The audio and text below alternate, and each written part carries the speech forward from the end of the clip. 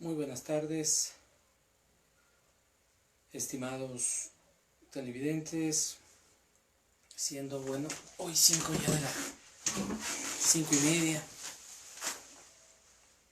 Estuvo programado para el día de hoy hablar sobre la cuestión de la judicialización de los principios generales del derecho del trabajo. La verdad es que estamos viviendo momentos muy complicados en lo que se refiere al aparato productivo. La función judicial acaba de emitir una resolución, la 046, a través del Consejo de la Judicatura, que de alguna manera desdice lo que hizo la Corte Nacional de Justicia. No sé cómo verlo esto jurídicamente hablando. O sea, nos demuestra que el Consejo tiene más poder que la Corte Nacional, porque está pidiendo de que efectivamente a partir del 18 de mayo los funcionarios judiciales empiecen a despachar, pero a puerta cerrada. Es decir, que las personas no nos acerquemos a la función judicial. La justicia es un tema muy complicado, porque, como ya lo había expresado en algún momento, evidentemente la misma nunca está a la par de lo que sucede en el mundo. Siempre está, digamos, un peldaño atrás. Obviamente, como lo dije tal vez en una entrevista anterior,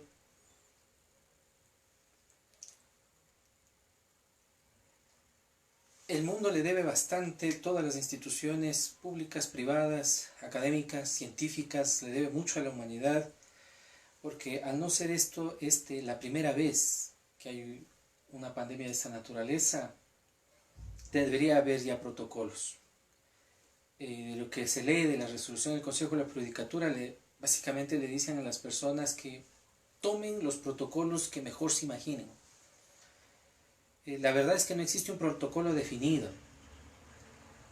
Yo pienso, y ese es mi criterio, que yo sé que es un poco de retroceso decir lo que voy a en este instante expresar, es que, por ejemplo, si las constructoras tanto tienen su afán de reiniciar las actividades, yo creo que deberían garantizarle al trabajador una estadía en un sitio en donde esté aséptico todo el tiempo. Un sitio en donde los trabajadores primero quede caminando a 2 minutos de su sitio de trabajo, máximo 10 minutos de su sitio de trabajo. 2, en donde le provean ahí de ropa adecuada, mascarillas, guantes, y ahí le vuelvan a retirar cuando él regrese a la jornada de trabajo. Y básicamente solo pueda ir con su familia los fines de semana. Solo ahí se podría garantizar de que los contagios no continúen. En Guayaquil dicen que alrededor de 1 millón de personas están contagiadas. Hay demasiada especulación y eso es algo muy lamentable. Con este pequeño preámbulo, que no fue tan pequeño, dialoguemos un poquito sobre la cuestión de los principios generales del derecho del trabajo. Tomemos, digamos, a un clásico, el cual fue creador de una tesis que hoy por hoy la vamos a topar a su debido momento. Américo Pla fue el principio de primacía de la realidad. Y él nos plantea lo siguiente: ¿por qué la idea de principios? Hoy en día tenemos a gente que en nuestro país somos muy sui generis, ¿verdad? Tenemos a muchas personas que son supuestamente neoconstitucionalistas, pero fuera, creo, de la carátula de los libros de Ferraioli, pues no se han leído más, y eso implica que tendamos siempre hacia el positivismo. Luego, ¿por qué lo digo? Porque siempre buscamos lo que la ley dice. Si la Constitución ya nos plantea de que los principios todos están al mismo nivel, entonces en realidad, o sea, y la misma Constitución nos vuelve a plantear de que serán a través de los principios y de los derechos los que debe llevarse a cabo la justicia, pero no se la lleva. Tenemos por el otro lado, en cambio, el grupo de los positivistas en el cambio nos dicen, no, solo puede existir la ley escrita, no puede existir otra cosa más. Y creo que siempre encabezarán esta lista serán los penalistas. Pero hoy, por ejemplo, por la cuestión de la emergencia, pues se está pidiendo la libertad de los reos, de acuerdo a ciertas situaciones, etc. Entonces, vamos viendo que es un sistema un tanto mixto, en el cual en el Ecuador participamos tanto de principios como de normas, de derechos y de leyes. A esta postura, Gustavo Ferreira de Argentina, donde estuve y fui yo su alumno, nos decía de ser normativista, porque no se puede ser ni totalmente neoconstitucionalista, decir los principios y los derechos. Y yo siempre, por lo menos desde mi óptica, he dicho, ¿dónde está la ley? Y por eso mismo vamos a hablar de la judicialización. ¿Dónde está la ley? O sea, si tenemos principios y queremos que sean cumplidos, ¿dónde está la ley? ¿Cómo hacemos que cumplan? Cada juez va a tener su forma muy peculiar de entender las situaciones. Y por otro lado, en cambio, tenemos a las normas que, al menos en la cuestión de leyes sociales, sí pueden resultar en ciertas ataduras, y eso justo también vamos a revisar. Entonces, desde esta óptica normativista, que insisto, no es idea mía, yo en realidad la estoy trasladando a ustedes, y creo que es la que yo también me decanté más, porque muchos de ustedes saben que yo soy pues un ultrapositivista y lo he sido siempre, pero obviamente el derecho del trabajo nos hace siempre mirar hacia los principios básicos que lo hicieron nacer. Siempre nos hace retroceder a la historia. Últimamente, y por estas situaciones del COVID, pues estoy recurriendo a esa frase pues magistral de Nietzsche, que dice: quien no conoce su historia está pues destinado a repetirla. Y efectivamente, vean, hoy, por eso es interesante, estamos haciendo un ciclo de conversatorios en los cuales en realidad están muy conectados. La próxima semana, bueno, espero pues poder hacer uno sobre una crítica al Código General de Procesos dentro de la aplicación de la justicia en materia laboral. Pero veamos cómo nos va, ¿ya? ¿Por qué la judicialización de los principios? En realidad el derecho del trabajo, históricamente hablando, sería el primero en el que se externalizarían los principios fuera de la ley y escaparía fuera de la ley. Sin embargo, como bien lo decía el maestro Carneluti, no se puede aplicar un principio si no está dentro de la estructura legal de un país, porque si no, no se la puede entender. Por ejemplo, la teoría de la relación laboral, que de pronto vamos a conversar un poco de eso, no pudiera ingresar en nuestro país si no tuviéramos normas que nos hicieran caer en cuenta que la primordial o lo más básico es el trabajo que genera el trabajador. No así, por ejemplo, en la legislación argentina, en donde si tú no cuentas con un contrato de trabajo, y aunque te prueben de que existe relación laboral, tú quedas limitado en los derechos, por ejemplo. Lo que no sucede en Ecuador. El momento en que tú, en cambio, pruebas que existe relación de trabajo, inmediatamente tienes todo el florilegio de derechos que te dé el código. Habrá unos que toque probar y otros que no se pueda probar. Empecemos con la cuestión de principios. El otro día estaba escuchando la ponencia de un colega, y él partía de la Constitución, del artículo 33 de la Constitución, para definir la protección del derecho del trabajo. Y uno de los grandes errores o sea, obviamente dependiendo de las formaciones, uno de los grandes errores que cometemos aquí en el Ecuador es partir del punto del trabajo, ¿sí? Cuando partimos desde el trabajo, lógico que para mantener el trabajo podemos tomar cualquier medida, como la que están ahora, pues justamente hablando los asambleístas, reducir el tiempo de trabajo, así reducimos la remuneración, damos más días de trabajo, quitamos vacaciones, aumentamos el tiempo de contratos de tiempo, aumentamos el tiempo de trabajo en contratos de plazo fijo, bueno, o sea, siempre precarización. Y en ese sentido voy a hacer solo una pequeña comentario alrededor de esto, que lo hice y lo pueden ver en una entrevista que muy gratamente me hizo pues la FEWE a través de su señor presidente, el abogado Eric Barba, y yo le decía lo siguiente: lamentablemente vivimos en un mundo en donde al único que siempre le quieren sacrificar es al trabajador. No se sacrifica jamás al empleador. Los empleadores siempre son las víctimas y alguien les hizo creer a ellos que son los que generan riqueza. Algo que me abstuve de decirlo y porque me olvidé en realidad, y lo digo ahora: miren, no generan ellos riqueza, todo lo contrario.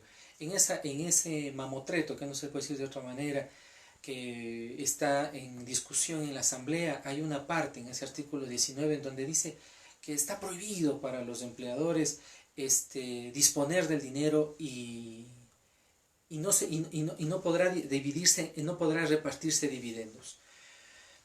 Para quienes somos muy curiosos, a pesar de que me dedico solo al derecho laboral, sí he asistido a varios seminarios de muchas situaciones, y en uno de esos pues fue justo a la de la bolsa de valores. Miren, no es dato mío, es dato de la bolsa de valores, tal vez el instrumento del capitalismo más grande, si les interesa a algunos, es que es la voz de Dios de los capitalistas.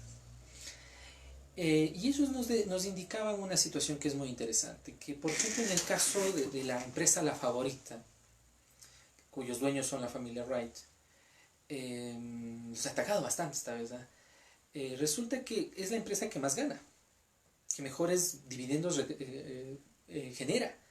Pero como el paquete accionario está en toda la familia, ellos siempre deciden reinvertir. O sea, ellos nunca reparten, o reparten muy pocos dividendos. ¿Por qué nos decía esto la bolsa de valores? Porque para eso sirve un agente de valores, ¿no? Para que nos indique dónde mejor invertir.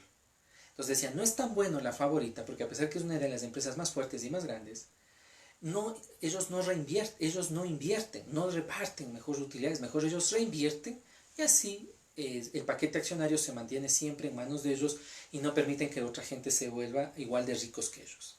¿No es cierto? Vean, así, esos son los bonitos juegos del capital. A mí me encantan los juegos del capitalismo. Entenderles es mucho mejor, es fantástico. Me encanta a mí eso. ¿Qué es lo que quiero decir con esto? Imagínense, tenemos una ley que está para los rights. O sea, por ley les dicen a ellos que no dividan nada, que no den dividendos, es más, que mejor sigan reinvirtiendo. Y son los únicos que están ganando. Tomemos en cuenta que hasta la gente se muere, literal, se muere haciendo colas esperando entrar a sus centros comerciales. Bueno, eso como comentario, ¿sí? No quiero convertir la cuestión de los principios en algo muy comercial, pero bueno. Los principios del derecho del trabajo, vamos a iniciar primero indicando que, ¿por qué decía que es malo empezar? Y por eso esta constitución, a pesar de que le dicen que es de derecho, yo creo que es una de las constituciones peor diseñadas, una de las constituciones que simplemente robó términos a otras leyes, y que fue un gasto innecesario construyendo todo un edificio y gastando en gente que no sabía mucho de lo que estaba haciendo. Muchas de sus resoluciones serían pues aprobadas casi a la medianoche, cuando todo el mundo tiene sueño, y el último paquete pues sería básicamente, como a muchos de ustedes a veces les gusta hacer sus trabajos, ¿no es cierto? Copia, pega, copia, pega, copia, pega, y presentémoslo al profesor. Por eso hay muchas situaciones en las cuales son contradictorias. Es una constitución que ojalá ya la sobrepasemos. Necesitamos algo más técnico, algo que nazca de los ecuatorianos, no que venga un grupo viciano de España a decirnos qué es lo que debemos hacer, sino una constitución que necesitemos y la cual estemos dispuestos a preservar, no lo que le pasa a esta, ¿no? Que acá viven unos híbridos que solo Dios y la Virgen saben qué serán, que son los... Ya son, para mí son absolutamente inconstitucionales, pero nadie dice nada.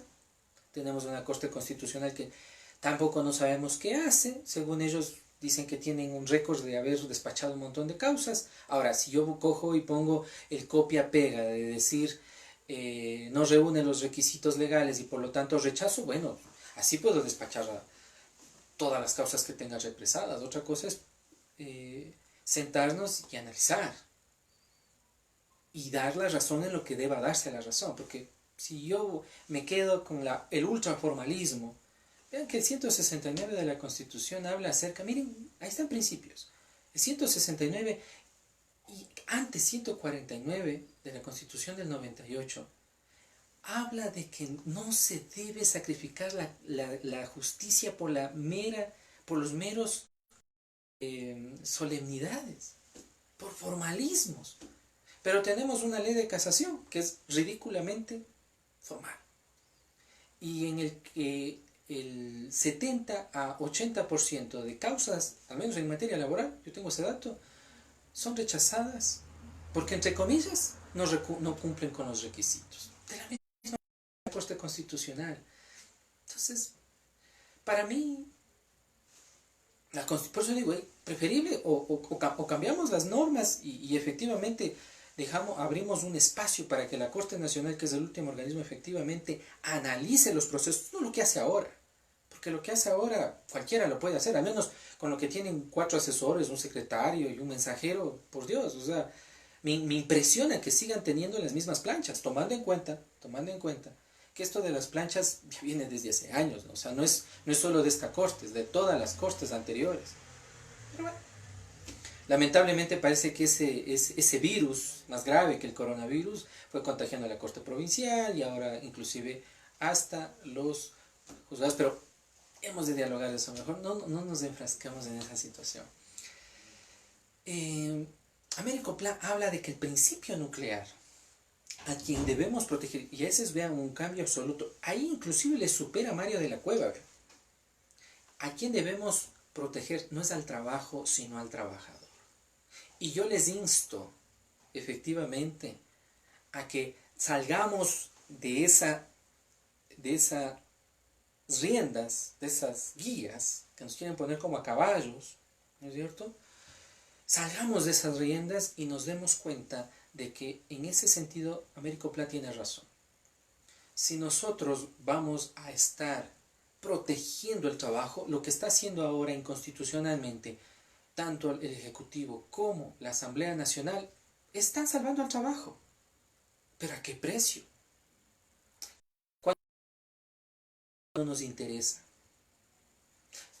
La verdad es que va a quedar pauperizado. Cada que existen cambios flexibilizadores del Código del Trabajo, se pauperiza aún más la situación de los trabajadores en el Ecuador.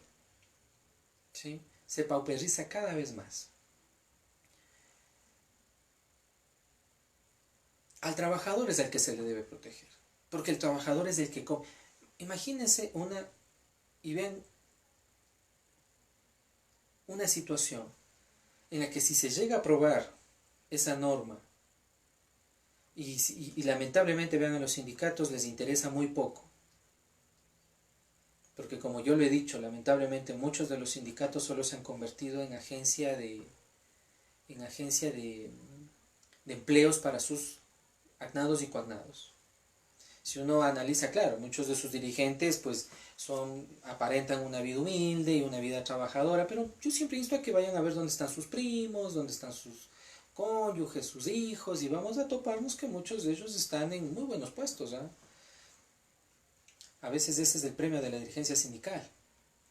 Pero yo sí les insto que en todo caso, si algo les queda de esa lucha laboral, especialmente de la década del 70, que fue muy dura, ahí sí fue bastante grande, yo les insto a que nos detengamos de esta situación. Imagínense un trabajador, pensemos en $400, que le mantengan.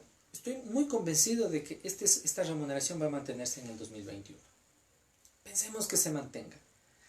Imagínense lo que quieren decirle si $400 resulta algo muy, muy complicado. Que ahora nos digan que debemos vivir con $200. Nos dicen que vamos a trabajar solo 20 horas, pero repartidas en 6 días. Lo que algo el empleador toda la vida ha querido. Repartir hasta el sexto día el trabajo. Yo digo que las personas que dicen que eso está bien es porque nunca han trabajado de verdad. Y deberían hacer un examen de conciencia para ver si efectivamente han trabajado. Porque alguien que trabaja a conciencia de lunes a viernes, el sábado y domingo son, o mejor dicho, las 48 horas que habla el Código del Trabajo se vuelven cruciales, derechos irrenunciables. Empecemos con el principio protector. ¿Qué es el principio protector? Las normas, Américo Pla nos dice, el principio protector es el crear normas de carácter preferente.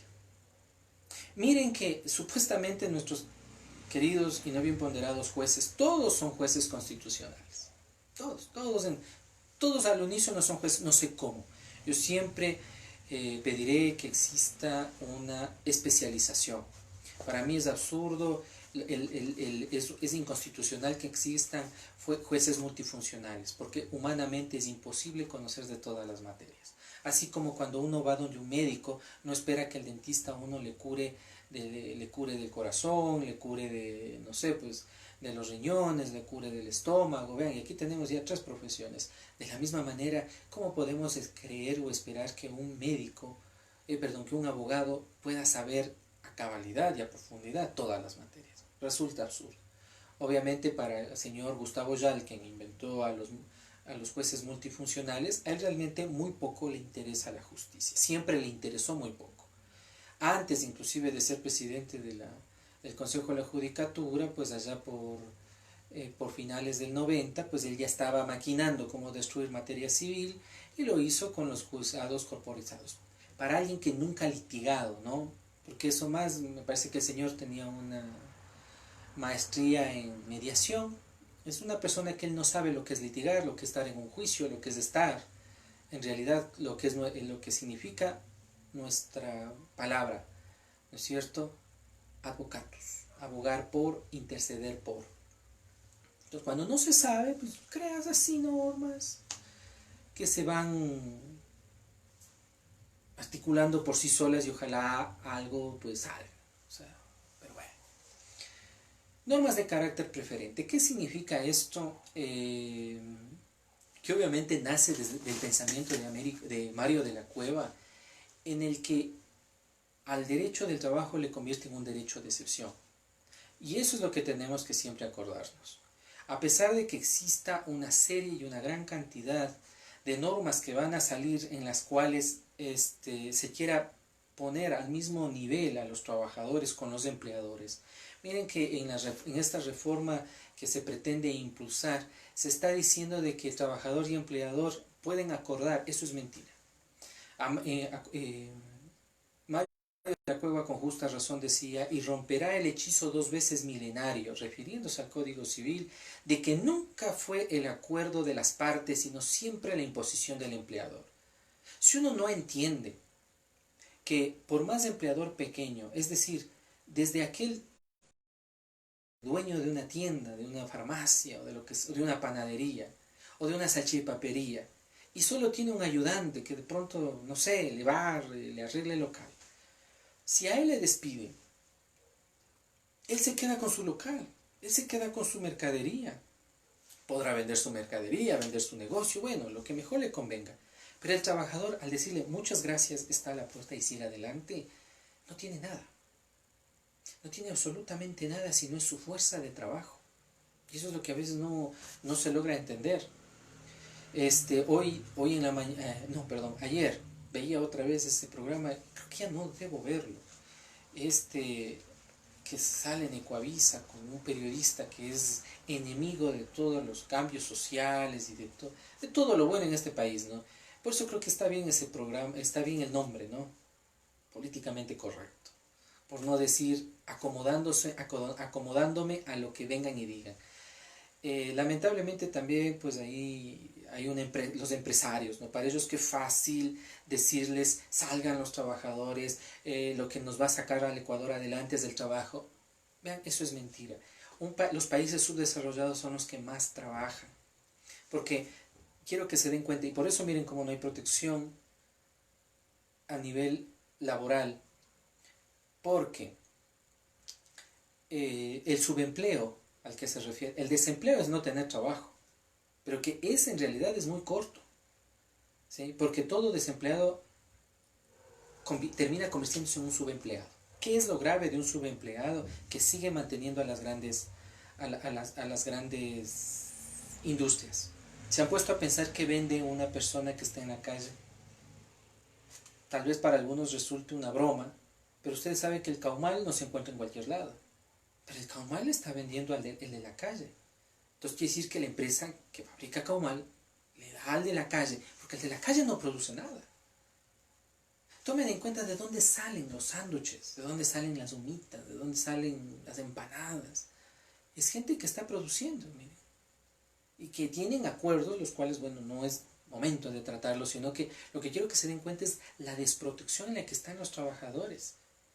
Y los trabajadores que no hay, verán, tenemos, en el Ecuador se tiene dos tipos de trabajadores. Uno que está bajo dependencia y otro que es independiente. Lamentablemente no hay uno que esté aquí en la mitad. Eso sí deberíamos legislar. El que está aquí en la mitad. Es decir, que si bien labora de una manera independiente, pero está supeditado a estas otras empresas. ¿Sí? O sea, no, porque en realidad si ustedes se dan cuenta, el que es subempleado no vende nada que él produzca. Siempre lo está produciendo alguien más. Pero imagínense, la empresa gana por ponerte el producto en Supermaxi, en tu tienda de tu barrio y ponerte en la calle. O sea, los tipos ganan siempre. Los tipos están ganando siempre. La Universal es uno de ellos, Confitec es otro de ellos. Pensemos los chocolates que nos venden, los caramelos, los chicles. ¿Quién les da a ellos? Pueden ir a comprar en una tienda. Pero igual, miren, el de la tienda sabe que les va a vender a ellos. Y así, pero bueno, no hay una verdadera protección. ¿A qué se refiere el derecho de protección? Es de que debemos encontrar de que toda norma laboral tiene y debe ser tendiente a proteger al trabajador. Hoy por hoy se avecinan tal vez un sinnúmero de leyes totalmente y absolutamente antilaborales. Yo desde acá insto a todos, la unión hace la fuerza. Considero que todos los profesionales, tanto que los cuales son constitucionalistas, laboralistas, deberían unirse en este instante. Los unos con su visión constitucional y los otros con su visión laboral, pedirle en constitucional todas las normas que van a venir. Porque si te dicen una norma en la cual al trabajador que ya tenía un contrato de trabajo, que tenía un sueldo completo, tenía un trabajo completo y ahora le van a decir, no, ¿sabes qué? Te vamos a rebajar. Riñe contra el 326 numeral segundo de la Constitución. Por último, refórmenle. O sea, o hagan un golpe de Estado y acabemos con la Constitución. O sea, pero démosle dignidad. O sea, si vamos a atropellar todo el derecho del trabajo, por lo menos hagámoslo con dignidad. Y no como unos delincuentes. Ser de esa manera, agarrarse de esta cuestión del coronavirus y de lo que mejor ahora, todas las familias ecuatorianas, todas las familias trabajadoras ecuatorianas. Un empresario cree que porque abre su local, o sea, no me refiero al pequeño empresario, sino por ejemplo como los del RAID, que ellos a través de sus celulares y sus computadoras mandan a abrir los supermaxis, creen que están trabajando. No están trabajando. O sea, ellos pueden quedarse dormidos todo el día y que no va a pasar mucho. ¿Sí? O sea, el señor Andy Reid se puede quedar todo el día en su casa dormido. Lo que eso no le puede suceder en cambio a sus propios gerentes. Si ellos se quedan dormidos, entonces llaman y dicen, vean, no está aquí su gerente. Ah, ya, entonces díganle que por favor se vaya. Muchas gracias. Porque si no, ¿quién atiende? El principio de protección se refiere a que si tenemos normas las cuales no van a garantizar el pleno ejercicio de los trabajadores. Tenemos todo el derecho de que todos los jueces que supuestamente están dentro de la categoría de ser constitucionales pidan un acceso a la corte provincial para que se la declare constitucional. Y todos los gremios de trabajadores, junto con los de constitucionalistas, tienen toda la obligación de pedir su inconstitucionalidad. Como sucedió, por ejemplo, con la cuestión de las utilidades de esa mal llamada ley de injusticia laboral. La ley de injusticia laboral, en donde se limitaba el acceso del derecho de los trabajadores a sus utilidades. Porque a la final, si un trabajador cobra una utilidad, es por su trabajo y su esfuerzo, no porque le han regalado. Debemos entender que el derecho del trabajo es un derecho de excepción. Por lo tanto, la excepción tiene que ir en favor del trabajador, no en contra. Porque la protección de la que habla la doctrina laboral es para proteger a la parte más vulnerable, que es el trabajador. Si tenemos, y vamos a encontrar muchísimo de estas situaciones, acuerdos en los cuales los trabajadores, por bien no perder su fuente de trabajo, van a obligarles a hacer acuerdos lesivos a sus derechos, acuerdos en los que les hagan renunciar, por ejemplo, al tiempo, a remuneración, que es totalmente irrenunciable, a su tiempo de servicios. Cuando te hacen renunciar y luego te vuelven a contratar, te están costando ¿qué cosa? Antigüedad. Entonces yo ahí sí instaría, por ejemplo, sería interesante que se saque una norma en la cual se hable acerca de que los trabajadores durante este tiempo, todos los que hayan sido despedidos, no pierden su antigüedad. Y si vuelven al sitio de trabajo, no pierden su antigüedad. Eso sería algo pro laboral, mire. Obviamente, esta medida se da por la falta de igualdad. Como yo les explicaba, el empresario más pequeño se sigue quedando con su fuente de trabajo. Si queremos salvar, ahora, lo que yo sí le puedo decir a cualquier empresario, es que si queremos salvar al Ecuador, en realidad tenemos que proteger a los grupos vulnerables. Lo dije en mi anterior entrevista y lo quiero repetir aquí. Todos los empresarios son capitalistas acérrimos, pero son unos mentirosos. ¿Saben por qué? Porque ellos en realidad como niños malcriados, porque eso es lo que son todos los empresarios. Todos los empresarios son una tira de niños malcriados, en la cual generalmente siempre cuando están en estos momentos así, supuestamente, entre comillas, álgidos de economía, corren a las faldas del Estado para que les salve. Y ellos ya han de tener un plan de contingencia. Acuérdense de mí. Verán, después de unos 3, 4, 5 años, en el siguiente gobierno, tal vez ya no en el de Moreno, en el siguiente gobierno, los préstamos que sacaron hoy día para, entre comillas, sobrevivir, les van otra vez a perdonar, a condonar todo. Acuérdense de mí. Eso van a hacer.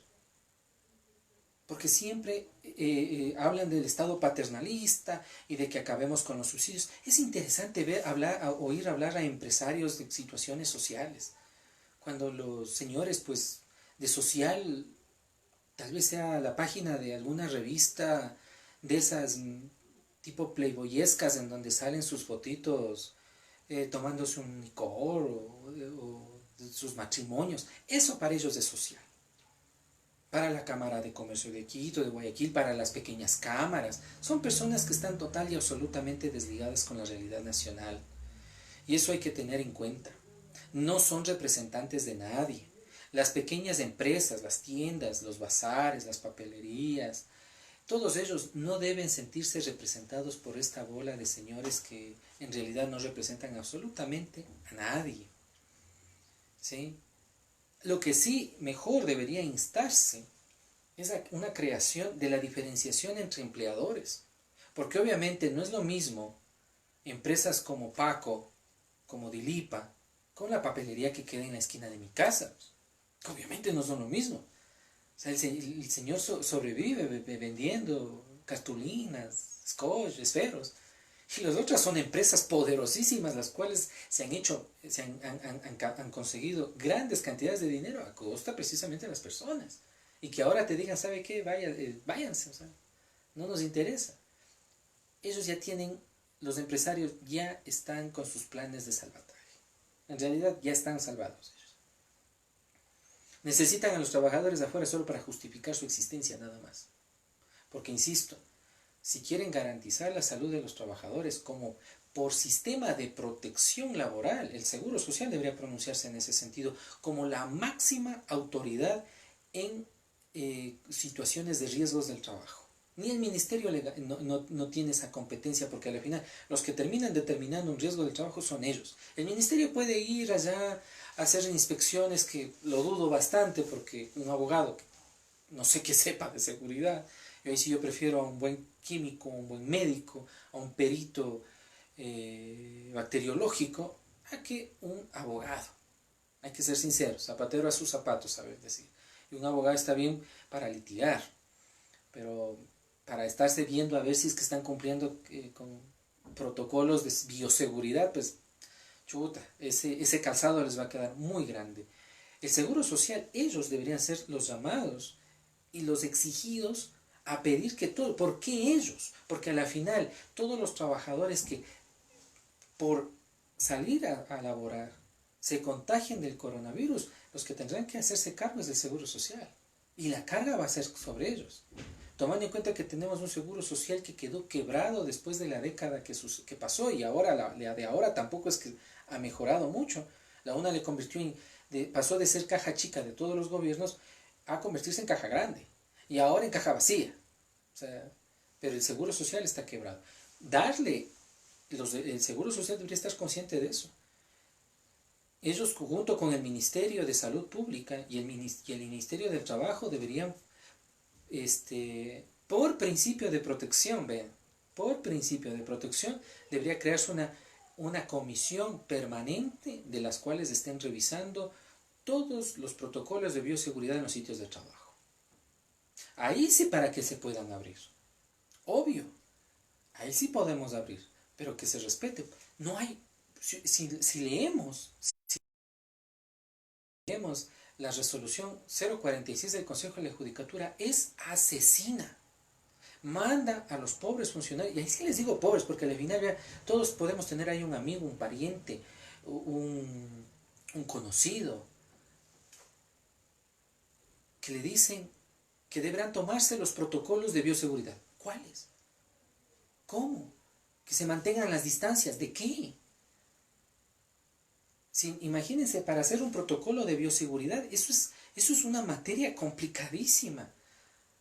Si ustedes revisan un protocolo de bioseguridad o de seguridad de laboratorios clínicos europeos, son tomos y tomos. Y a los trabajadores les dan en cápsulas.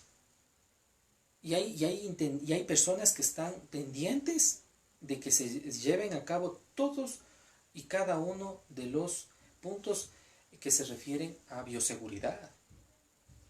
¿Sí? ¿Por qué creen que cuando se hace una investigación como del ébola o del SIDA o de todas esas situaciones no se escapa, por ejemplo, los virus? Porque se están bajo estrictos sistemas de bioseguridad, lo que ahora debería estar. Claro, como las 2000 y pico personas que han fallecido, pues no son mis parientes, tal vez no me interese, pero debería interesarnos. Vamos con otro principio que es complicado, que es el de irrenunciabilidad. Y claro, si el principio de protección es el alma de toda la norma laboral, y si encontramos los abogados, ya cuando salgamos, porque no hay justicia sin nosotros, cuando salgamos y encontremos normas que no están fungiendo de protectoras del trabajador, no del trabajo. Por eso hay que salir de esa mentalidad cuadrada de pensar que lo que se trata o se pretende proteger es el trabajo. No es el trabajo lo que se pretende proteger, sino al trabajador. ¿Qué se saca? Y yo regreso ahí, porque estamos en principio de irrenunciabilidad. ¿Qué sacamos? ¿Qué sacamos? ¿Quién nos garantiza que el trabajador va a laborar 4 horas? ¿Ustedes creen que un empleador va a dejar que su trabajador labore 4 horas? ¿Cuántas veces sucede en los sitios de trabajo que habiendo 10 trabajadores despiden a 5 y los otros 5 tienen que hacer el trabajo de los 10? Y se vuelven jornadas extenuantes. ¿Quién nos garantiza de que el trabajo va a ser dosificado? Nadie. Y eso, vean, no hay cómo dosificar. O mejor dicho, sí hay cómo, pero nadie lo hace. Vean, ahí tenemos una falencia del Ministerio del Trabajo, perdón, del Ministerio de lo Patronal, que lo único que se dedica es a sacar resoluciones pro empleador. Hace mucho tiempo, miren, si analizamos con el principio protector, nos damos cuenta que hace mucho tiempo dejaron de lanzar resoluciones pro trabajador. Todas son pro empleador, para supuestamente proteger los trabajos. Yo les digo una cosa, y eso hay que estar pendientes. Desde 2008 hasta acá, los empleadores solo han estado quejándose, pero no han hecho ni un solo boicot, no han mandado a sus emisarios y han estado muy contentos y felices con leyes y resoluciones que han salido durante todo ese periodo. ¿Qué nos dice? Que son leyes que fueron favorables a los empleadores. Porque el pobre trabajador no tiene voz. Como yo les dije desde mi primer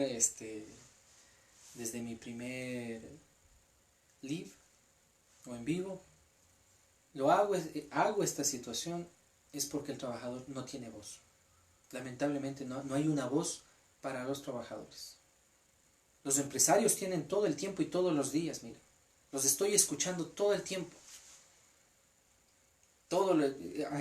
Cada noticiero, están entrevistando a empleadores de todas las ramas.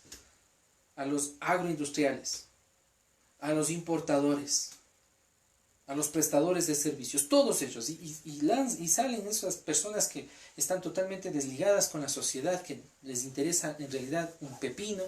Porque miren, mientras muchos de nosotros, o una gran parte, está viendo cómo sobrevivir el día al día, ellos pueden estar tranquilos en sus casas encerrados, porque tienen ahorros enormes, tienen industrias que siguen produciendo. Imagínense para señor Wright.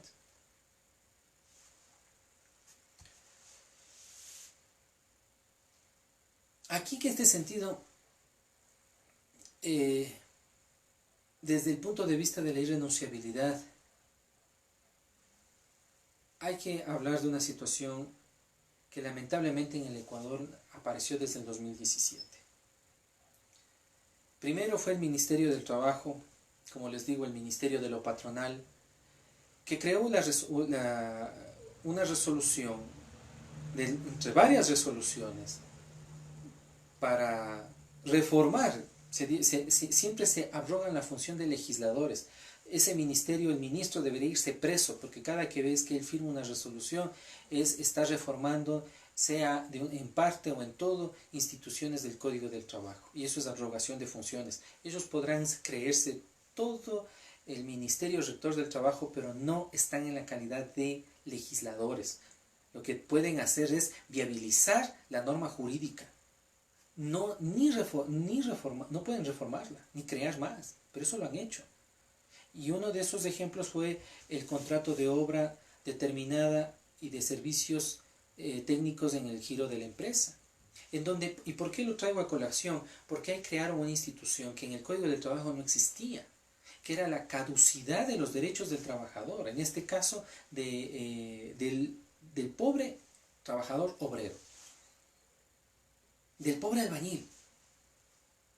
Miren, se debe impulsar una investigación del trabajo de los albañiles en el Ecuador, que es un trabajo sumamente pauperizado y que deja unas ganancias millonarias a empresas como los Hidalgo, como las Schwarcor Uribe, perdón si me equivoco, en realidad no me interesa saber los nombres de esas empresas explotadoras de trabajadores.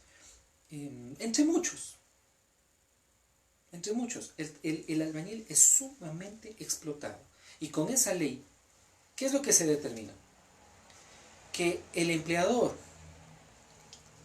le dieron la flexibilidad, y miren qué aberración, le dieron la flexibilidad de que en cada obra vaya contratando a los trabajadores que él a bien creyere.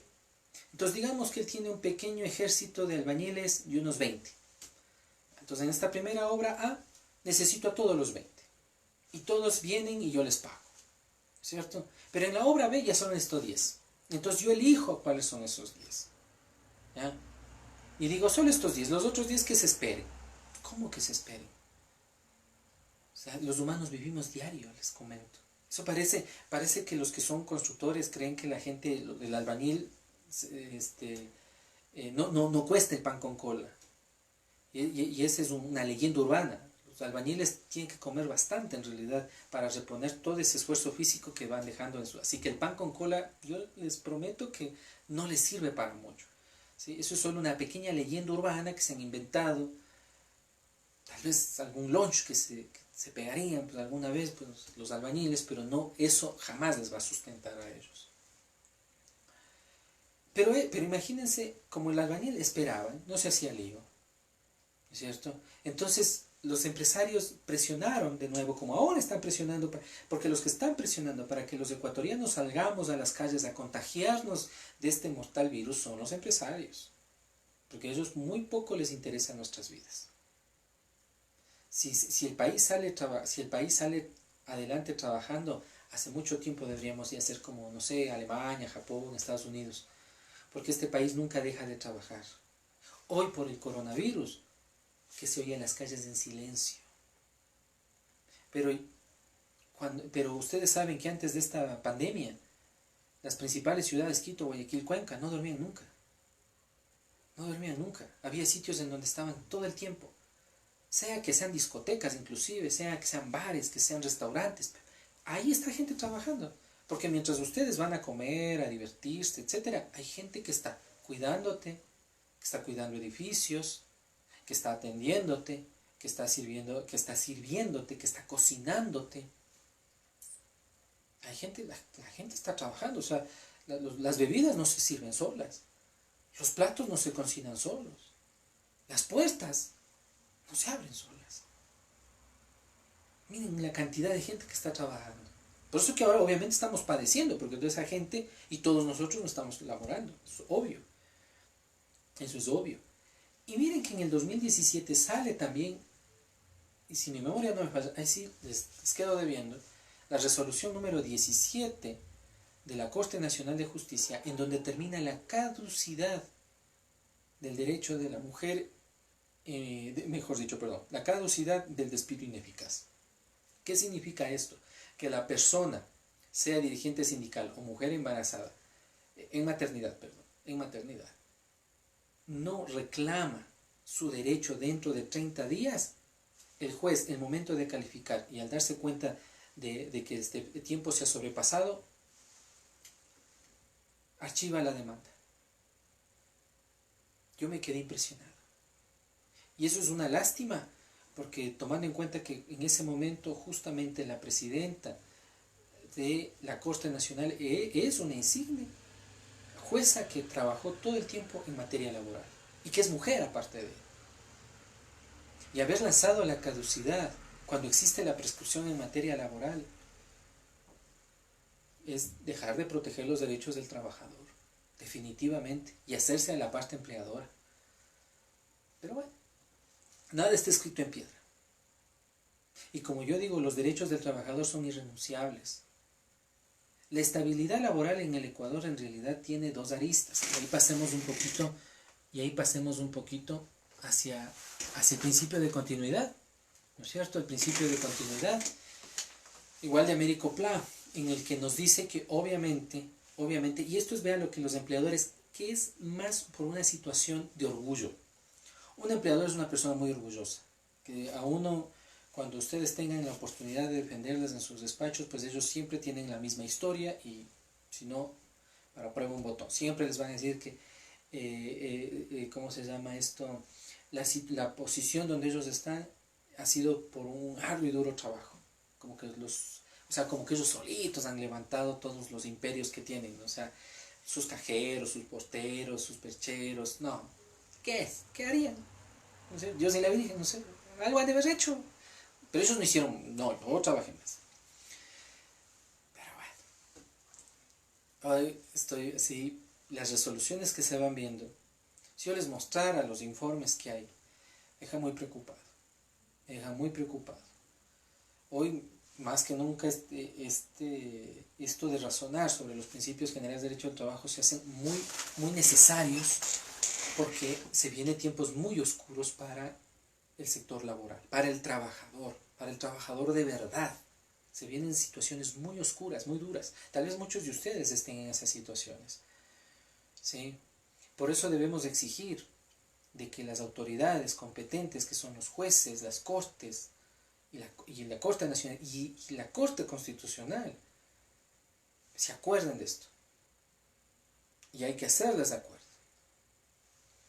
El principio de continuidad nos dice que es la media en la que nos ayuda a decir que por el paso del tiempo, ¿no es cierto?, la relación laboral se va convirtiendo en algo tangible, inclusive algo físico. Y que cuando se rompe este lazo, tiene que sobrevenirle una indemnización al trabajador. Miren que, por ejemplo, y a mí me gustaría introducir esta tesis acá. Obviamente hay que hacer la investigación. Pero aquí sería importante establecer una indemnización por daño moral al despido intempestivo. Por ejemplo, pensemos en esa persona de la empresa Confiteca que decía que le faltaba un cierto tiempo para jubilarse. Si te despiden, ¿no les parece que hay un daño moral también? El hecho de no quererse hacer cargo de esa persona y de su trabajo. Hay un verdadero daño ahí.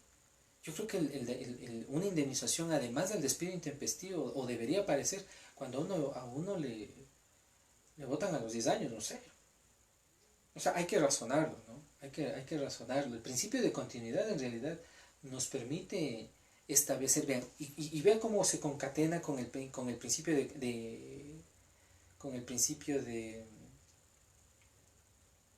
irrenunciabilidad. Porque si yo ya tengo un trabajo de tiempo completo y por una remuneración completa, pero el empleador viene y entre comillas, miren lo que esta norma de una manera tan infantil, diría yo, ¿no? Demasiado infantil, muy ingenua. Dice que el empleador deberá preparar todo un sistema para demostrar a sus trabajadores que están mal económicamente. Yo digo, ¿quieren hacer eso cuando efectivamente de este país derogó y se proscribió total y absolutamente el trabajo por horas y la tercerización? No porque sean malas, ojo, el trabajo por horas no es malo, la tercerización no es mala. Lo malo son los empleadores que siempre tratan de evadir los derechos del trabajador. ¿Se han puesto a pensar por qué en ningún banco existe sindicato? ¿Por qué esos señores no les... Vean, si ellos pudieran cobrarnos el aire, lo hicieran.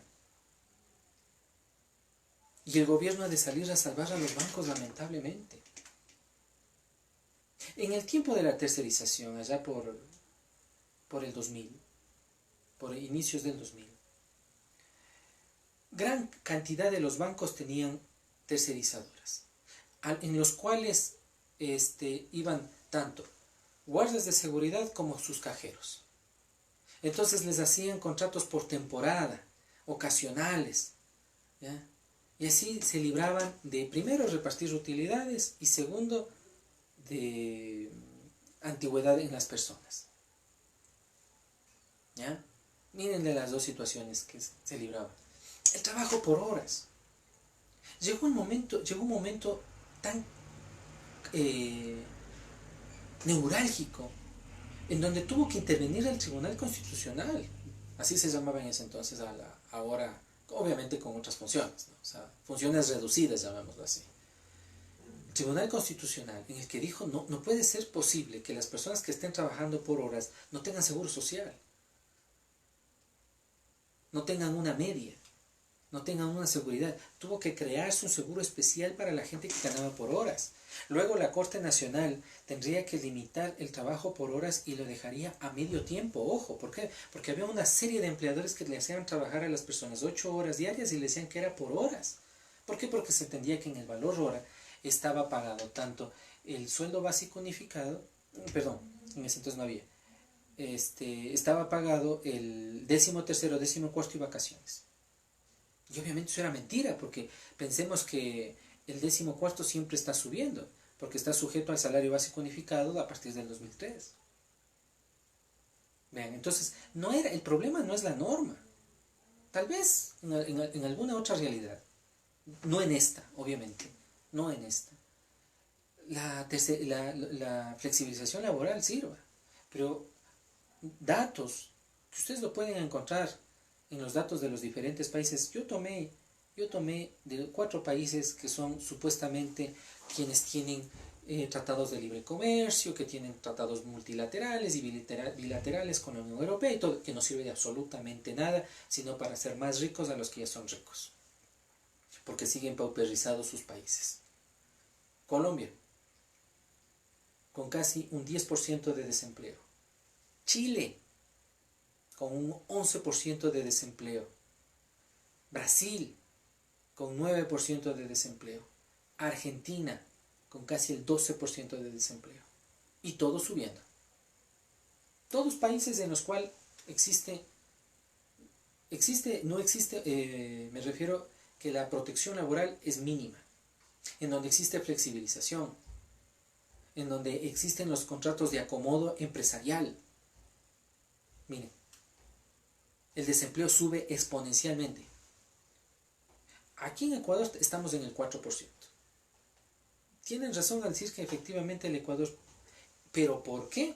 Porque efectivamente existe un código de trabajo. Que de alguna manera, obviamente el empleador, a nuestro empleador, porque no le gusta cumplir con el código del trabajo, se hace lío. Porque el que cumple con la ley no tiene por qué hacerse lío. El principio de continuidad con el principio de irrenunciabilidad. Y por eso, vean, para mí y mi criterio, es que los jueces van a tener una situación muy álgida con este principio de continuidad. Por eso tiene que ver mucho con el principio de irrenunciabilidad. Porque cuando uno obtiene un derecho en materia laboral, y lo dice la Constitución 326, numeral segundo, el derecho al trabajador es irrenunciable e intangible. ¿Qué significa eso? Que cuando ya es establecido, no puede ni desaparecer ni menoscabarse. Y ahora precisamente quieren desaparecer el derecho a la mínima estabilidad que tiene el trabajador, que es el ya haber contratado. No le puedes decir al trabajador que ha acordado con su empleador. Eso es infantil. Es como bueno, la figura que voy a utilizar es grotesca, pero es que no se puede decirlo de otra manera. Es como el niño que ha sido ultrajado y se siente culpable. Exactamente igual. Porque aquí el adulto es el empleador. Entonces no podemos creer o esperar que exista un acuerdo entre empleadores y trabajadores. Eso jamás puede existir. El empleador siempre va a tener algo que el trabajador no tiene, que es el puesto de trabajo. Entonces, ¿por qué digo que van a tener mucho trabajo los jueces? Es porque por este principio de continuidad y de irrenunciabilidad, si yo tenía antes de esta pandemia una cierta estabilidad, porque la estabilidad no se refiere a que no me boten del trabajo, no se refiere eso a la estabilidad, no solo a eso se refiere. Tomemos en cuenta de que de acuerdo al tratadista Mario Américo Pla, la estabilidad de nuestro país está dividida en relativa y absoluta. La relativa es la que efectivamente es para la generalidad de trabajadores, es decir, que si bien no está permitido el desenrolamiento ilegal de los trabajadores, como no se lo puede evitar, se paga una multa, una sanción, que en este caso es la indemnización del 188, que es el despido intempestivo más el desahucio del 185. ¿Ya? Y la estabilidad absoluta, que en el Ecuador por primera vez ingresó, tocaría hacer la investigación para ver si ha tenido o no frutos positivos, pero que en todo caso es una institución bastante loable y muy buena. Yo sí si se la interpreta bien, es bastante interesante, que es el despido ineficaz. Pero que, como ustedes saben, si no, bueno, yo les digo, está limitado a solo dos personajes y en ciertos momentos históricos, ¿no? Que es el dirigente sindical y que es la mujer. Entonces, ya cuando salen ellos de esos estamentos, entonces ya son despedibles, llamémoslo así, ¿cierto? Entonces, ¿qué pasa? ¿Qué pasa? ¿Qué pasa? Cuando tenemos un trabajador que antes de la pandemia tenía una relación de trabajo y ahora resulta que le dicen, no, sabes qué, te obligamos y te vamos a pagar menos. Y es más, quiero que firmes ese acuerdo. ¿Dónde queda el artículo 40?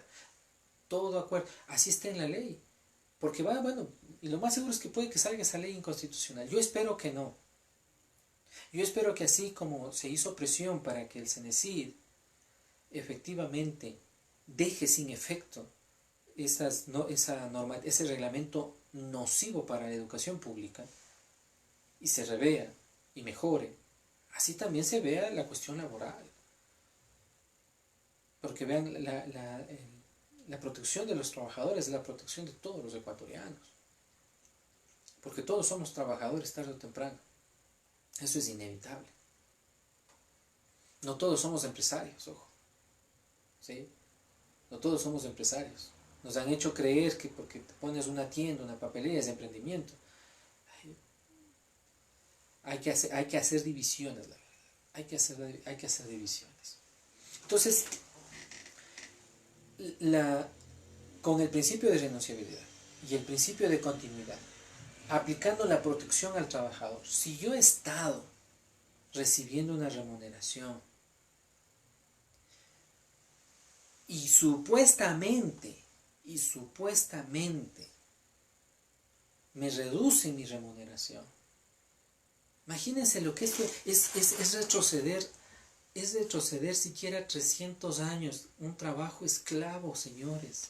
¿Cómo se pretende que durante 4 largos años, porque nos dicen 2 años, y vean que lo convertimos en un poco más de coloquio, esto era más la judicialización de los principios, pero obviamente a quien vamos a tener que pedir que se respete el derecho en el Ecuador van a ser a los jueces, porque no tenemos más, porque obviamente no podemos esperar del presidente de la República que el señor solo Dios sabe qué sabrá o qué materia maneja.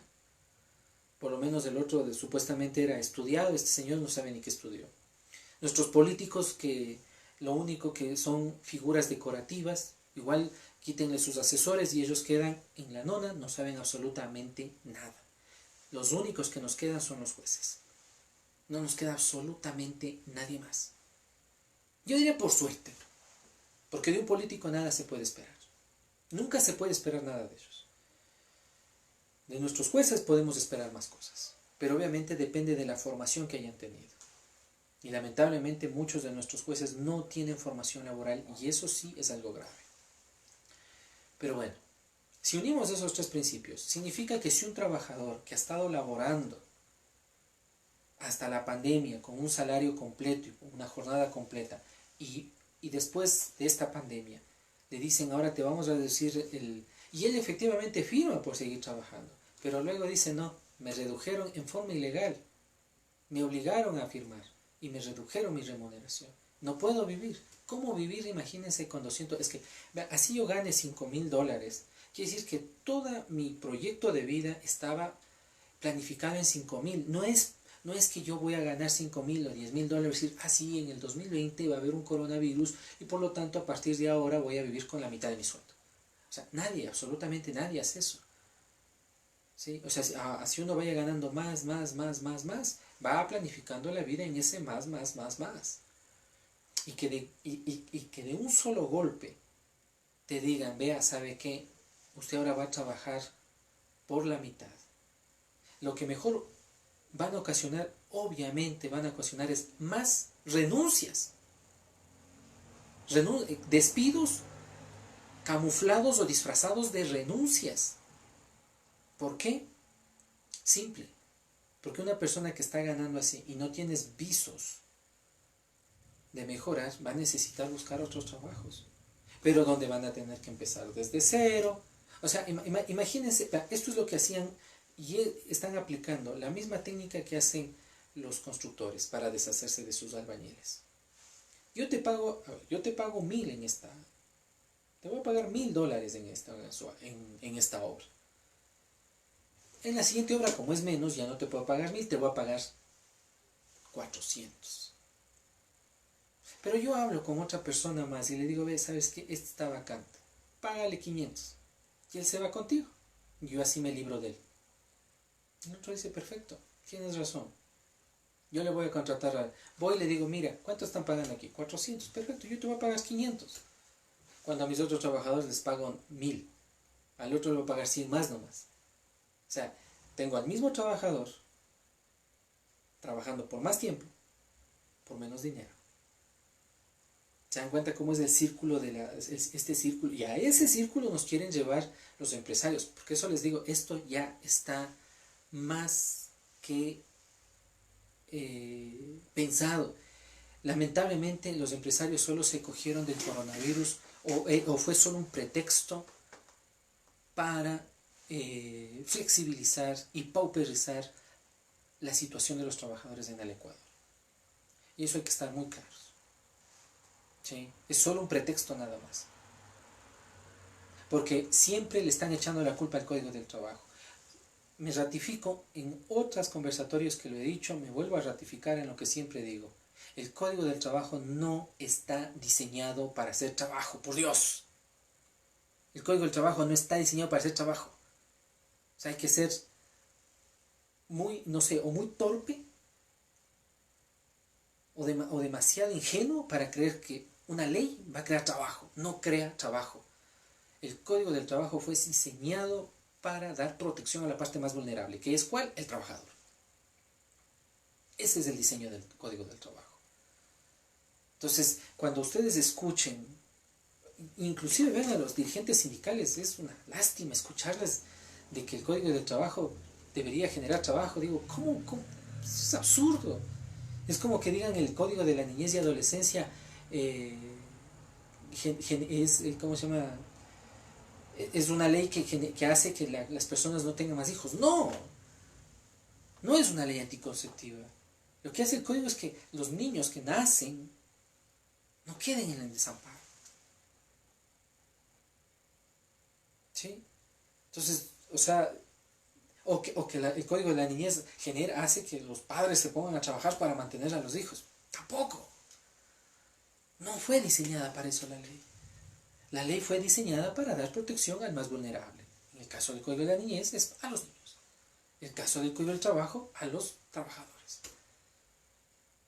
La ley de violencia cuando hubo la ley de violencia contra la mujer, ahora que está metido dentro de ese COGEP, que ofrezco, si no en la próxima semana, si quieren unas 2 semanas, hacer una crítica, pero por lo menos en el Código del Trabajo. Pero no nació para que ya no le ataquen a la mujer. No, es para darle protección. Porque no se puede evitar, una ley no puede evitar, es como que digan, saquemos una ley, no se mate a nadie y no matamos a nadie. No funciona así.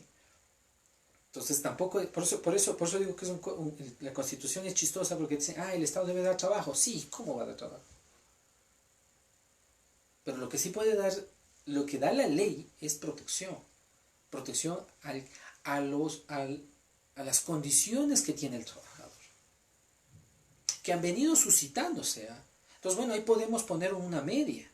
¿Cuáles son los trabajadores que vienen con un tracto sucesivo ya de algún tiempo? Con los trabajadores que fueron obviamente contratados durante este periodo de tiempo.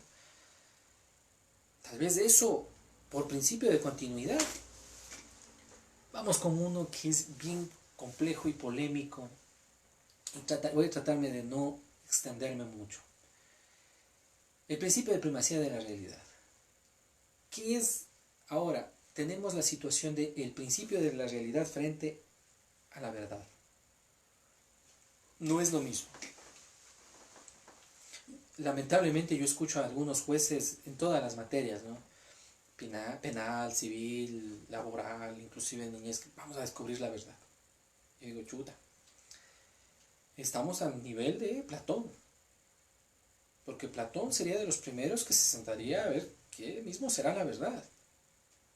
Y él llegó a la conclusión de que no hay verdad. O la verdad es una sola, pero el humano no la ve.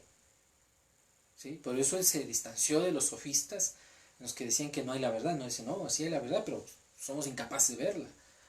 Entonces imagínense que un juez le diga a ustedes, voy a ver la verdad o voy a buscar la verdad, chuta. Si el señor juez, entonces está largo, o sea, no vamos a conseguirla jamás. ¿Qué es el principio de primacía de la realidad? Bueno, nació en realidad, este principio nació en la tesis y la creó efectivamente Américo Pla para hacer una distinción entre la simulación de la relación laboral con cualquier otro tipo de contrato. Obviamente basándose, miren, en el criterio de Mario de la Cueva, que él decía claramente que no importa lo que dé nacimiento a la relación laboral, pero si encontramos en ella que existe dependencia económica y jurídica y de tracto sucesivo, es trabajador, sin importar la situación que le dio origen. Vean, el pensamiento de él era un pensamiento sumamente de avanzada. ¿Cuántos trabajadores que inclusive hasta facturaban serían declarados como tales porque se demostraba la dependencia económica y jurídica y que era de tracto sucesivo? ¿Cuántos trabajadores? Eso es una realidad frente a una verdad. Algunas personas dicen, no, pero si está facturando, ¿cómo es que puede ser trabajador? No, pero es que si tenemos que hay una dependencia en la cual la persona... ¿Cuál es la diferencia entre una persona dependiente con un independiente? De que el independiente, por ejemplo, miren, yo siempre pongo este ejemplo, el del abogado. A mí en este instante me puede estar llamando un cliente, pero si yo deseo no le atiendo, estoy con ustedes.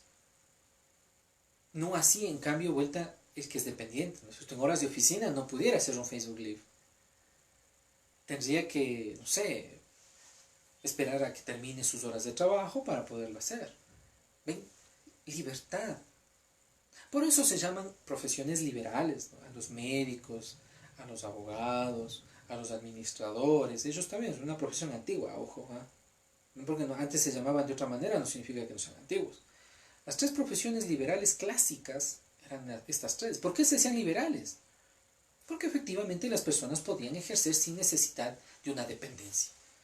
Pero un médico es dependiente cuando trabaja con un hospital. Un abogado es dependiente cuando trabaja para una firma. Un administrador es dependiente cuando está trabajando para una empresa. Y están sujetos a un horario, y están sujetos a una remuneración. ¿Ven? Esa es una realidad. Pero puede haber una formalidad de la verdad, o una verdad formal, que te han hecho firmar documentos, te han hecho firmar contratos, te han hecho emitir facturas. Pero cuando todo eso es derrumbado, tal vez es uno de los principios que más me gusta, cuando todo eso es derrumbado, aflora y aparece precisamente la relación de trabajo. Este es uno de los principios que más lo vamos a usar. Pero ya vamos a hablar de las limitaciones que va a tener, ¿no? Las limitaciones que va a tener, porque obviamente va a tener limitaciones. ¿No? Muchos piensan que con el hecho de que, y lamentablemente eso en los procesos aparecen así, ¿no? Se aparece una persona y dice, miren, y yo les digo desde ahora a todos los que me están viendo, mis exalumnos, los lo he dicho siempre, a veces hay abogados que son demasiado ingenuos, no puedo decir de otra manera, en la cual dicen, señor juez, nunca, desde hace 2 años trabajo por la persona y nunca me ha pagado. Entonces siempre viene la duda y uno dice, ¿y de qué vivía? 2 años sin cobrar remuneración, o sea, entonces ¿qué quiere decir? Que usted estaba arrimado, le dieron posada para que usted esté viviendo ahí. Y el otro dice, señor juez, lo que pasa es que yo al señor por pena le dejé vivir ahí en un galpón, pero yo no sé qué se dedicaba, él no era conserje, él no era portero. mi portero es tal persona o yo no necesitaba portero. Yo mismo era, abrí y cerraba la puerta, era mi local, yo abrí y cerraba la puerta, pero al Señor le dejaba que viva ahí, por pena. Y eso se empata al decirle a otra persona, decir, Señor, yo jamás me pagaron nada, entonces nunca he sido trabajador, pues. Porque algo tenían que haberle pagado. Esta situación de la realidad versus la verdad va a subsanarse especialmente con lo que hasta el mismo ahora me parece bien en el Código General de Procesos, me parece que en el 191 del Código General de Procesos habla de la verdad procesal, pero pueden ubicarle con esa forma, verdad procesal. ¿Qué es la verdad procesal? Y que ahora lamentablemente nuestros jueces también se les está cayendo esa situación. Es aquella, por no utilizar verdad, la misma palabra, es, es la conjunción entre demanda, audiencia, demanda, presentación de pruebas y audiencia. Lamentablemente ahora sí es así. ¿Sí? Con esos tres estamentos vamos a formar una verdad procesal, que no necesariamente tiene por qué ser la realidad. Veo una investigación en el 2017 del diario El Comercio, que no estábamos con ningún tipo de coronavirus ni nada. Identificaba que el 82% de terminaciones de la relación laboral en Ecuador terminaban por despido intempestivo. El 82%, imagínense. Sin embargo, una misma estadística determinaba que solo el 4% de las personas que habían puesto en conocimiento y pedían la declaración de este derecho a los jueces, solo el 4% obtenía este rubro. Y que muchas veces no era porque tenían la prueba, sino porque había un fallo en la otra parte. Miren. Entonces, lo que debemos de entender es que lamentablemente todavía en todas las materias judiciales, ¿no? Pero en materia laboral, el hecho de decir o creer tener la razón, no necesariamente, o pensar que el derecho laboral es tuitivo, porque eso lo es decir, un derecho de protección, un derecho el cual tiene que ser aplicado en favor de los trabajadores. No obsta de que no se cree o no tengamos que crear una verdad procesal. La verdad procesal no es una manipulación. Lamentablemente, antes de que los estudiantes modernos, algo quiero acusar, que lamentablemente ahora en el Ecuador no tenemos una cultura jurisprudencial, y lamentablemente veo que en varias universidades se manda a hacer simulaciones de audiencias o se hace estudios de casos. Lo hacen mal. ¿Por qué? Porque permiten que el estudiante le dan un caso, o le dan una postura, sea empleador o demandado, y ellos tratan de buscar o acomodar todas las normas que haya para ver, o sea, es más o menos como querer meter, no sé, pañuelos en una botella. Y ustedes me van a preguntar, ¿y para qué? Exacto, ¿para qué? Un análisis de caso es darles un caso para que analicen y comparen con las diferentes teorías o leyes que existen. Para eso sirve un análisis de caso. ¿Ya?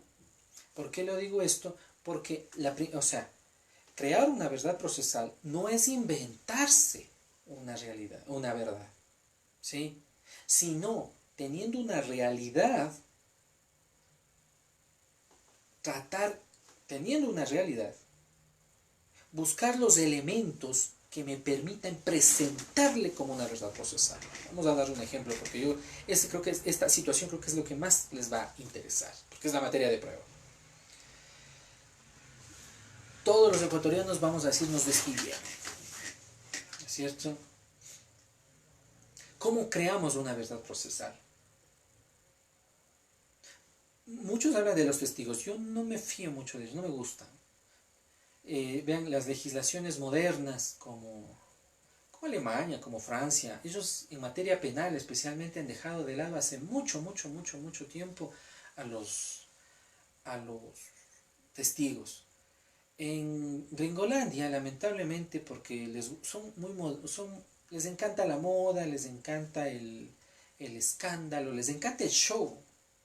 Lamentablemente Estados Unidos es un imperio del show. Alguna vez cuando se lo estudió después de varios miles de años, Roma fue el imperio del derecho, Grecia fue la civilización de la lógica, Egipto sería la civilización de la matemática junto con los árabes, ¿no es cierto?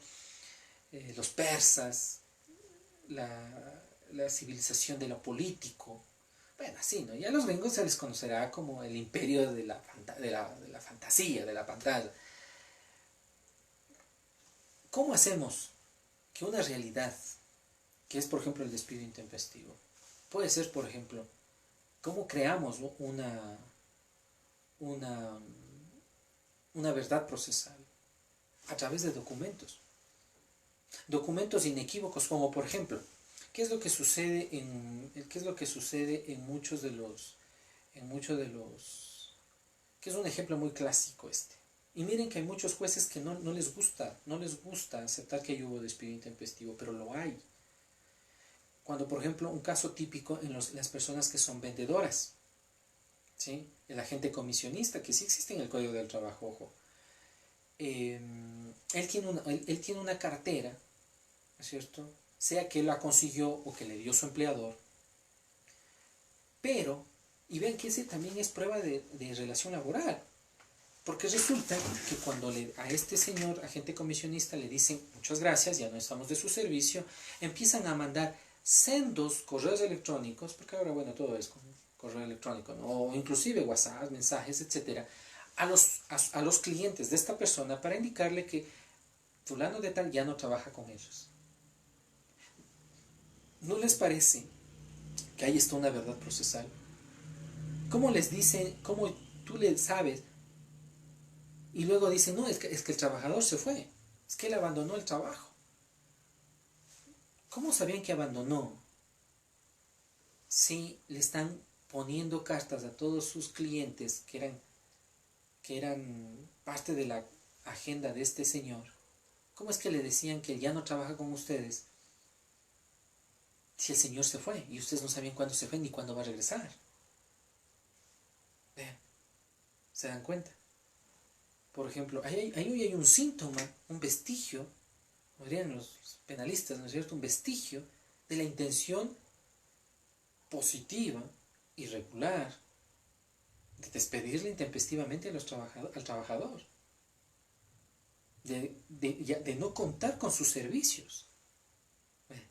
¿Ven cómo, si se dan cuenta cómo esa realidad tenemos que convertirla en una verdad procesal? ¿Sí? Bueno, los testigos es una forma, obviamente, también, ¿no? En el que va a indicar el lugar, el sitio, la forma, etc. Pero ven cómo se tiene que construir, y no es que uno se va a inventar. Si el cliente de uno dice, vea, doctor, no, ¿sabe qué? Yo renuncié. Ah, bueno, entonces, pero tenemos abogados que dicen, no, señor juez, me obligaron a renunciar. Qué difícil eso. Podría ser, sí. Ahí aparece, miren, otra verdad procesal, totalmente de acuerdo. Si puedo probar de que efectivamente la renuncia está mal diseñada, o efectivamente puedo probar de que existió error, fuerza o dolo, ¿cierto? Los vicios del consentimiento. Claro, despido intempestivo, mire. Son formas indirectas de probar al despido. ¿Se dan cuenta? Esa es otra verdad procesal. Entonces no confundamos lo que pasa en la realidad con la verdad procesal. Eso, bueno, nos pide Américo Pla, de que efectivamente para él la realidad es que ahora hay que partir desde la visión de Américo Pla. ¿Cuál es la visión de Américo Pla? De que el acreedor de los derechos del trabajador es el trabajador, no como lamentablemente en estos últimos 20 años somos tan ingenuos que creemos que el Código del Trabajo debería contener derechos para los empleadores, o el empleador en su ingenuidad absoluta cree que el Código del Trabajo tiene derechos para el empleador. No, lo que da es seguridad al trabajador, pero también le da límites al trabajador para que sepa cómo actuar. Finalmente tenemos el principio de razonabilidad y buena fe. Los he unido a los dos, porque en realidad son muy importantes. Algo que tenemos que aceptar es de que los humanos estamos regidos por la razón. Y esa razón está dada por la sociedad. ¿No es cierto? Y obviamente quiere decir que responde a momentos históricos. Es decir, que en un momento dado era legal la explotación de seres humanos a través de la esclavitud, y hoy ya no. ¿No es cierto?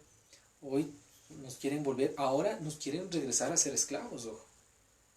Porque imagínense, vamos a tener los trabajadores en 4 horas diarias, hasta los viernes, hasta los sábados, o dividido en 6 días, las 20 horas.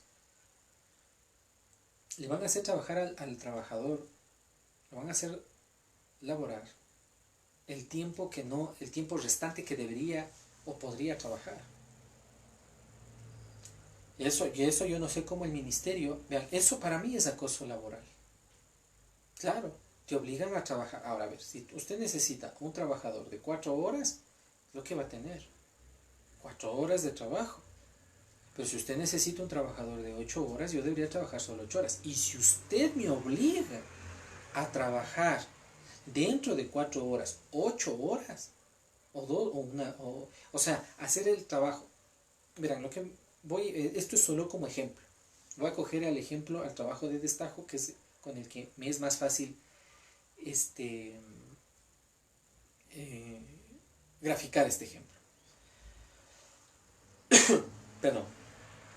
Digamos que en 8 horas yo hago 100 medias, 100 pares de medias, ¿no es cierto? Significa que en 4 horas yo voy a hacer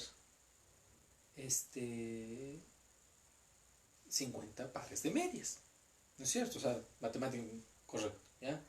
Pero resulta que el empleador coge, me baja el tiempo, me baja 4 horas y me dice, pues, ¿sabes qué? Pero necesitamos completar una producción. Tú mínimo tienes que hacerme 70 pares de medias.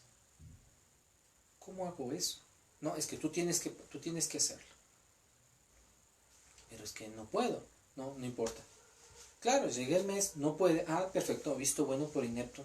No llegaste te voy a bajarte el sueldo, te voy a seguir un visto bueno por ineptitud manifiesta, etc. Pero miren, se dan cuenta cómo efectivamente mejor esa forma de trabajar se convirtió en un acoso laboral. Ahora que, bueno, lamentablemente fue supremamente mal legislado la ley de acoso laboral, que creo que algún rato sí sería interesante hacer un pequeño conversatorio de eso, en verdad. Sí sería interesante porque hay muchas dudas acerca del acoso laboral en este país. Y creo que con las regulaciones que se van a dar, va a haber mucho acoso laboral, porque efectivamente, lo que les estoy diciendo, miren, el hecho de hacerle trabajar al trabajador solo 4 horas y en esas 4 horas tener una expectativa de trabajo, ¿no es cierto? Por eso tendrá que ser valorado. Vean, la intensidad de trabajo sí está dentro del Código del Trabajo, pero lamentablemente no está bien legislado. Y nadie le interesa eso. ¿Por qué? Porque el empleador siempre va a pedir la máxima intensidad del trabajador. Y ese es un problema.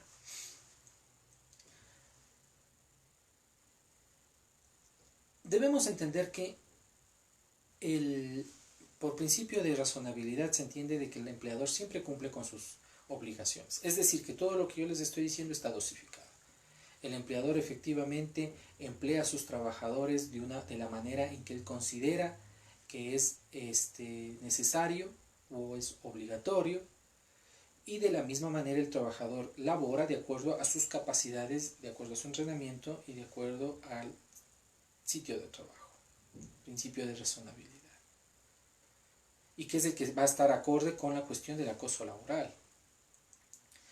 El principio de buena fe concomitante con el de razonabilidad significa que ambas partes entonces actúan precisamente con la buena fe y con el compromiso ambos mismos de cumplir con sus obligaciones y derechos. Y en el caso del empleador también con sus prohibiciones, porque él tiene más prohibiciones que el empleado, que el trabajador. Hay una distorsión en materia laboral y que se quiere distorsionar aún más todavía con la ley que se pretende, es de que este principio de buena fe se lo parametrice y se le iguale con el del empleador. No, el trabajador siempre, siempre, siempre actúa de buena fe. En algún momento, y miren, y hay que llamar fuertemente la atención a los inspectores del trabajo. En algún momento tuve la oportunidad de conocer un visto bueno, el cual fue concedido y que mejor debía haber sido rechazado por falta de probidad, porque supuestamente el trabajador aparentemente se estaba sustrayendo algún tipo de mercadería de la empresa, aparentemente también, digo aparente porque no hay un juicio, esto es denunciado inmediatamente, aparece la policía y se les llevan preso al trabajador. Entonces el abogado de la parte empleadora, muchos de ustedes dirán, no, pues, pero el parte, la detención, ya eso es suficiente. En realidad no. En realidad no. Si ese trabajador se hubiera defendido, se hubiera demostrado una cosa, de que el hecho de que exista una denuncia no me convierte en delincuente. A mí me va a convertir en delincuente una sentencia ejecutoriada. Porque si me está llamando delincuente, en realidad está cometiendo una calumnia contra mí, pues. Porque no es, ¿dónde está la sentencia ejecutoriada? Y tomemos en cuenta, para que una sentencia penal, miren, sea ejecutoriada, ¿cuántos niveles tiene que atravesar? ¿Cuánto tiempo tendré que atravesar? Y el criterio mío es que aunque esté encerrado el trabajador, tiene que seguirle pagando. Porque no podría seguirle por abandono, porque el abandono fue provocado por el mismo empleador, pues. Nadie puede valerse de su propio dolo, digamos así. Yo sé que obviamente no es doloso que yo le meta preso a una persona, a un delincuente, digamos, o a alguien que se ha estado sustrayendo las situaciones de la empresa, pero así tampoco puedo suspender. El artículo 44 literal I del Código del Trabajo claramente dice de que no se puede suspender las actividades del trabajador por ninguna razón. Entonces, ¿qué significa? Ahora, aquí hay que acogernos de que efectivamente por principio de buena fe, por lo menos hablemos en delitos menores, ¿no? Obviamente si el trabajador por alguna razón mata a alguien o comete actos que no lo voy a decir, obviamente es un delito tan grave que ahí será la gravedad del delito. Pero de manera en general, decir que un trabajador se ha sustraído y meterle preso por eso significa que yo le despido. Porque una cosa es la falta de probidad y otra cosa totalmente es el cometimiento de un delito. ¿Sí? Son cosas totalmente distintas. Finalmente, el desempleo obviamente genera un problema social. Los empresarios les interesa muy poco la situación del país. La verdad es que los empresarios nunca sacan adelante a los países. Tomen en cuenta de que si fuera así, la empresa del señor Álvaro Noboa hace más de 50 años debería habernos sacado de la crisis económica en la que vivimos los ecuatorianos. Y no lo hacen. Ecuador es el principal productor de plátano a nivel mundial. Y la empresa de Álvaro Noboa es la que produce más del 50% del plátano que se exporta. Miren. No son los empresarios en realidad. Ellos no resuelven absolutamente nada. Mejor sirven, y hoy en esta pandemia nos están demostrando que son grupos de opresión y presión. El cual, recordemos que uno de los discursos, los primeros discursos que tenían tanto, bueno, de Guayaquil olvidémonos, qué pena, a mí me da mucha pena el pueblo de Guayaquil, que están supremamente mal dirigidos, porque la alcaldesa no tiene quien culpar ya. O sea, sus discursos siempre son para culpar al gobierno central, pero ella sabe muy bien que es su ineptitud manifiesta. Pero recordemos que tanto el gobierno central a través del COE y de la ministra de gobierno inclusive también nuestro alcalde de Quito, todos estaban con la idea de que no se debe salir, de que ya se podrá recuperar el dinero, pero la vida no se puede. Vean, y a mí me pareció un gran discurso ese. La vida no se recupera, el dinero, las cosas, todo se puede recuperar. Por eso se puso de que efectivamente, aunque no se pague luz, agua o teléfono, no importa, no se corte los servicios básicos. Porque en este instante sería mortal que a alguien le quiten la luz. O peor, le quiten el agua, por Dios. Pero no. Resulta que no hemos ni siquiera superado los 70 días de aislamiento. Porque recién es el 28 de este mes que deberíamos recién estar evaluando para ver si continuamos con un aislamiento, una cuarentena, o empezaríamos efectivamente. Pero miren cómo son las presiones de los grupos de poder. A la cabeza, obviamente, los agroindustriales, los constructores, que la verdad es que no les interesa la vida de nadie. La verdad es que no les interesa la vida de absolutamente nadie. Ellos están interesados única y exclusivamente en ganar dinero. Porque, insisto, no se ha dado protocolos. En realidad no existe un protocolo único. Lo estamos haciendo de una manera primaria. Tomen en cuenta de que la cuestión del coronavirus está haciendo desde un punto de vista primario. Yo les insto a que investiguen, por ejemplo, el alcohol en los zapatos no tiene ningún valor antibacteriológico o antiviral. No hace absolutamente nada porque estudios están demostrando, esto me lo dice mi hermano que es médico y es justamente patólogo clínico, que efectivamente el alcohol no en el área rugosa que son de los zapatos no sirve para nada. ¿Qué sirve en esta zona? El cloro. Eso sí elimina en este caso a este virus. El alcohol sirve, y el jabón y el alcohol sirve es en la piel y en superficies lisas, como los vidrios, por ejemplo, que está demostrado de que efectivamente el vidrio ha sido donde más bacterias se quedan. Vean, qué interesante. Yo no lo sabía tampoco, ojo. Esto les estoy retransmitiendo. ¿A qué me refiero con esto? Imagínense poner a trabajadores a estar sentados en buses, porque yo estoy pensando que los empleadores, miren, y si no dan esa garantía, o sea, son criminales, definitivamente son criminales. Si a sus trabajadores no les dan la facilidad de transporte, son criminales, porque en este instante es lamentable ver las noticias de la mañana y luego más tarde de que efectivamente hay trabajadores que tienen que estarse trasladando inclusive a pie porque no hay quien les quiera llevar, porque no hay transporte público. ¿Cómo se quiere cambiar al semáforo? Perdón, ¿cómo se quiere cambiar? ¿Cómo se quiere trabajar si no está garantizada la movilidad en el Ecuador? Ahí se puede contagiar el trabajador.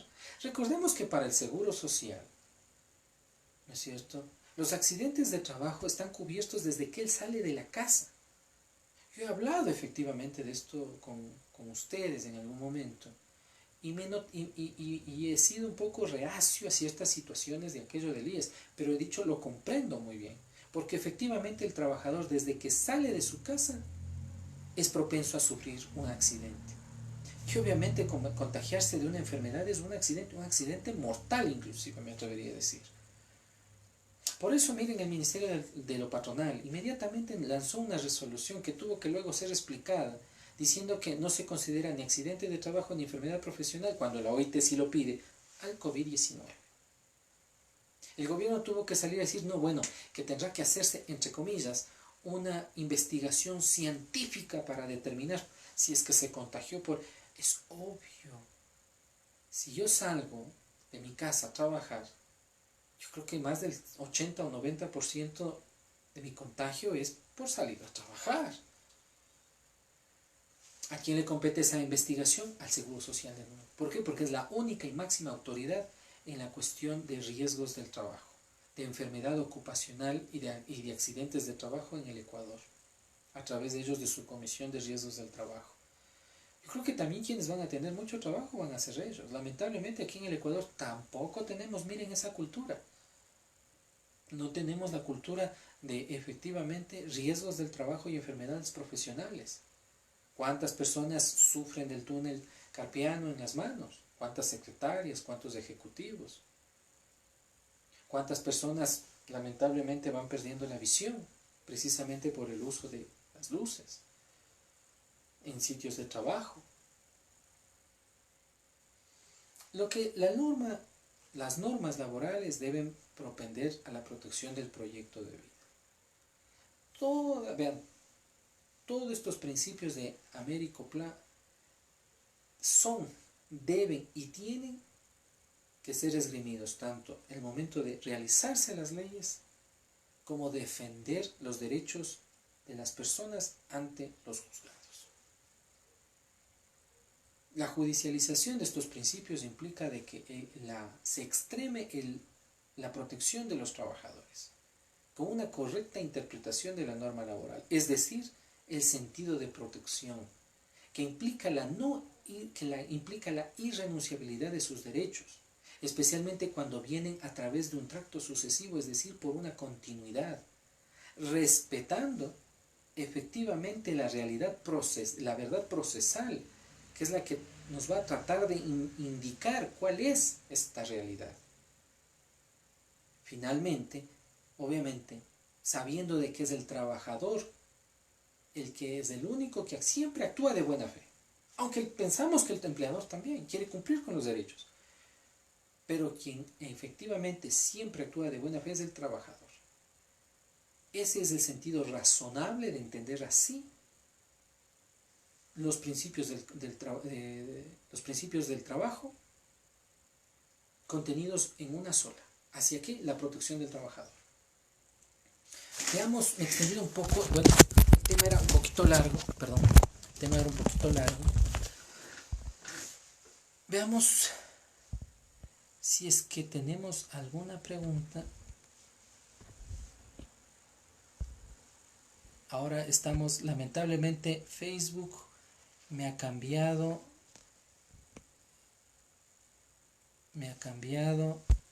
o nos ha cambiado un poco el formato y no, lamentablemente no veo sus preguntas. No me permite ver el nuevo sistema de Facebook Live. Me gustaba más el anterior sistema porque no me permitía contestar a vuestras preguntas. En todo caso, yo me comprometo a ayudar en la medida de lo posible a irles contestando el momento que el video sea subido en la red. De mi parte, yo vuelvo a agradecer a quienes estuvieron mirando este video. Espero y aspiro pues que la próxima semana efectivamente poder traer un nuevo tema. Vamos a trabajarlo este fin de semana para ver si conversamos el próximo lunes. De mi parte, una buena noche. Espero que las normas laborales se den en pro y para los trabajadores y que sean las normas comerciales, las normas tributarias, las normas civiles, las normas empresariales las que a los empresarios les den gusto. Pero en lo que se refiere al Código del Trabajo, permitan que siga teniendo su destino natural, que es la protección de los derechos del trabajador. De mi parte, una muy buena noche. Me despido y ya nos estaremos viendo.